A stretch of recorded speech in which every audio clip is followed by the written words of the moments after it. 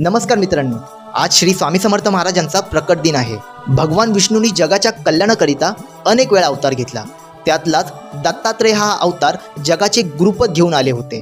पण त्यानंतर इसवी सन 1149 मध्ये श्री दत्तात्रेय महाराजांनी श्री स्वामी समर्थ महाराजांच्या रूपात अवतार घेतला। आता तो कसा घेतला हे आपण जाणून घेऊया। जेव्हा स्वामींनी हरिभाऊंना संन्यास घ्यायला सांगितलं तेव्हा हरिभाऊ रडायला लागले। तेव्हा स्वामी म्हणाले, अरे रडतोस काय वेड्या, माझे पोट बघ किती मोठे आहे, ह्याच्यावर हात ठेव पाहू। त्याच्यानंतर हरिभाऊंनी स्वामींच्या पोटावर हात ठेवला व त्यांना त्यांचे मागचे 8 जन्म दिसायला लागले। त्याच जन्मामधला त्यांचा एक जन्म होता ज्यामध्ये त्यांचं नाव होतं विजय सिंग।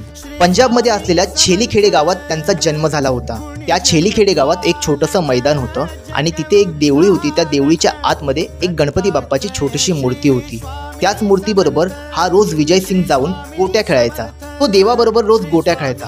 देवाबरोबर गोट्या खेळायचा म्हणजे तो स्वतःचा डाव स्वतः खेळायचा व देवाचा डाव सुद्धा स्वतःच खेळायचा। एक दिवशी तो खूप वैतागला व देवासमोर जाऊन म्हणाला की देवा, खूप झालं आता, आज तुम्ही इथे स्वतः येऊन तुमचा डाव खेळलाच पाहिजे, मला काहीच माहित नाही। त्या लहान बाळाची हाक व निस्वार्थ प्रेम पाहून देवाला राहवत नाही व अचानक एक चमत्कार होतो। सगळीकडे अंधकार पसरतो व जमिनीला एक भेग पडते आणि ती दुभागली जाते आणि त्याच्या आतमधून एक दिव्य शक्ती प्रकट होते।